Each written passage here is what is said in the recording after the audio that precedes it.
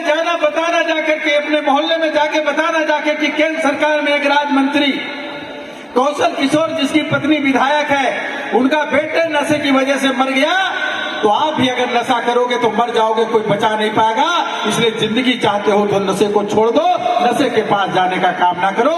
अब कुछ नशा पी करके गाड़ी चलाते हो, नशा ना करने वाला आदमी सड़क में खड़ा है या जा रहा, उससे लड़ा देते हैं और नशा ना करने वाला भी आदमी मर जाता है। ऐसे बीसों लाख लोग हमारे हिंदुस्तान में मर जाते हैं।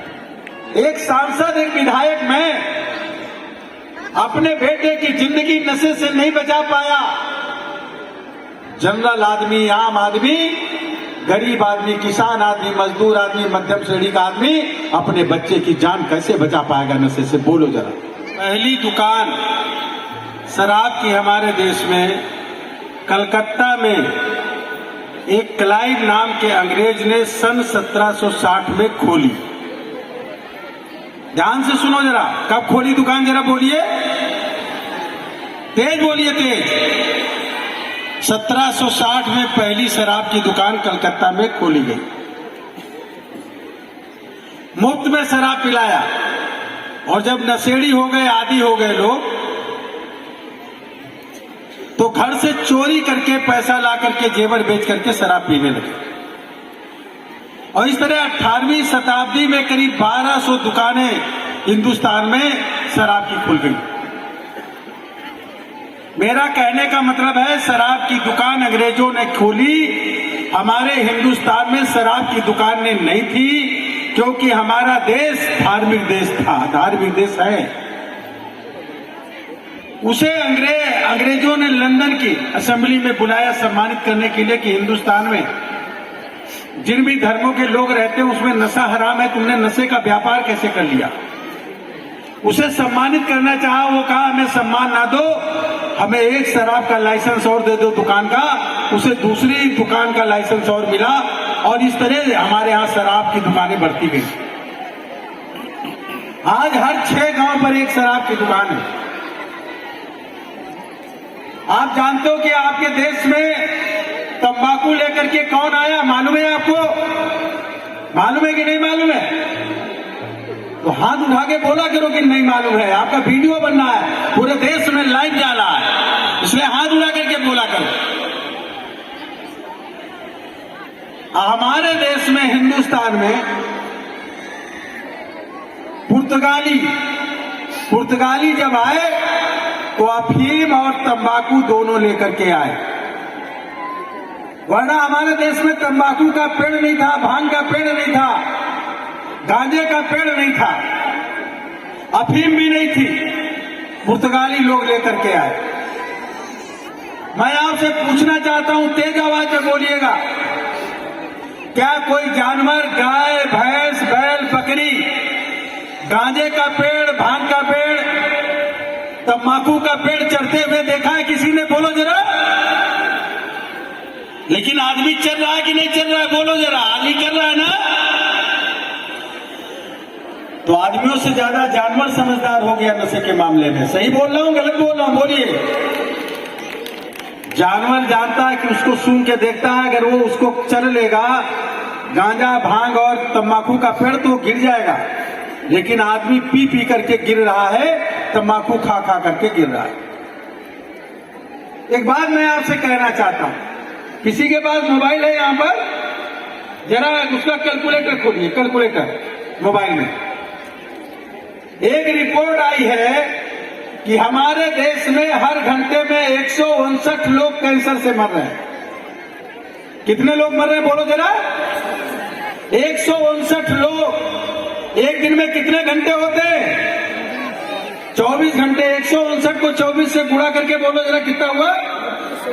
हाँ, 3816 लोग हर दिन हमारे देश में कैंसर से मर रहे हैं। एक साल में कितने दिन होते हैं?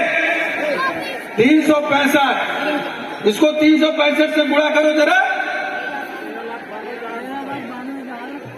13,92,840 लोग हर साल केवल कैंसर से मर रहे हैं। कैंसर किस चीज से होता है मालूम है? 12 प्रकार का कैंसर केवल शराब पीने से होता है। गले का कैंसर, मुंह का कैंसर, फेफड़े का कैंसर तंबाकू पीने से, गुटखा खाने से, मसाला खाने से, ड्रग्स पीने से, स्मैक पीने से होता है। आंखों का कैंसर फास्ट फूड खाने से होता है। महिलाओं को ब्रेस्ट कैंसर, स्तन का कैंसर भी फास्ट फूड और जंक फूड खाने से होता है। मैं आपसे कहना चाहता हूं, हर साल 20 लाख लोग नशे की वजह से हमारे देश में मर रहे हैं। कुछ नशा पी करके गाड़ी चलाते हैं और नशा ना करने वाला आदमी सड़क में खड़ा है या जा रहा, उससे लड़ा देते हैं और नशा ना करने वाला भी आदमी मर जाता है। ऐसे 20 लाख लोग हमारे हिंदुस्तान में मर जाते हैं। मैंने अपने जीवन में कभी नशे की एक बूंद, शराब की बूंद एक जीभ पर नहीं डाला। हमने कभी सिगरेट का एक कश नहीं लिया। हमने कभी गुटखा मसाला एक चुटकी भर भी अपनी जीभ में नहीं रखा। लेकिन मेरा खुद का बेटा आकाश किशोर उपजैवी दोस्तों के चक्कर में पड़ करके शराब पीने लगा। जब मुझे पता चला 4 साल बाद, मैंने उसे ड्रग एडिक्शन सेंटर में एडमिट कराया। 6 महीने तक रखा, वो ठीक हो गया। मैंने उसकी शादी कर दी कि एम काम लड़की पास हुए, एक बच्चा भी हो गया। फिर दोस्तों के चक्कर में पड़ गया और फिर वो शराब पीने लगा और फिर धीरे धीरे करके उसका लीवर डैमेज हो गया। हमने हॉस्पिटल में एडमिट कराया। विगत 19 अक्टूबर 2020 को 28 साल की उम्र में उसने आंख बंद कर लिया और ये दुनिया छोड़ करके चला गया। मैं आपसे सवाल करता हूं, मैं सांसद हूं, मेरी पत्नी विधायक है। इसमें कोई आदमी ऐसा बैठा है, कोई महिला ऐसी बैठी है जिसकी मां विधायक हो और बाप सांसद हो या बाप विधायक हो? अगर हो तो कोई हाथ उठाए। कोई नहीं है। एक सांसद, एक विधायक मैं अपने बेटे की जिंदगी नशे से नहीं बचा पाया।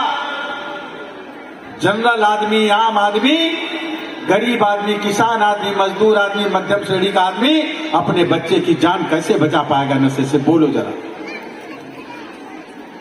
मैंने उसकी चिता में आग लगाते समय यह निर्णय लिया कि मेरा बेटा मर गया, मैं नहीं बचा सका। लोगों ने कहा छुपाओ, मैंने कहा नहीं छुपाऊंगा, मैं पूरे देश में जाकर के बताऊंगा। और आज मैं उसकी चिता में आग लगाते समय हमने ये बात कही और ये निर्णय लिया कि मैं अपने बेटे को नहीं बचा पाया। मेरी बेटी विधवा, मेरी बहू विधवा हो गई, मेरा पोता ग्रैंडसन बिन बाप का हो गया। लेकिन अब और किसी मां की गोद सुनी ना हो, किसी बच्चे के सर से उसके बाप का हाथ ना उठे और कोई महिला विधवा ना हो नशे के कारण। इसलिए नशा मुक्त समाज आंदोलन अभियान कौशल के नाम से मैंने पूरे देश में शुरू करने का काम किया। अपने गांव में जाना, बताना जाकर के, अपने मोहल्ले में जाके बताना जाके कि केंद्र सरकार में एक राज्य मंत्री कौशल किशोर जिसकी पत्नी विधायक है, उनका बेटे नशे की वजह से मर गया। तो आप भी अगर नशा करोगे तो मर जाओगे, कोई बचा नहीं पाएगा। इसलिए जिंदगी चाहते हो तो नशे को छोड़ दो, नशे के पास जाने का काम ना करो।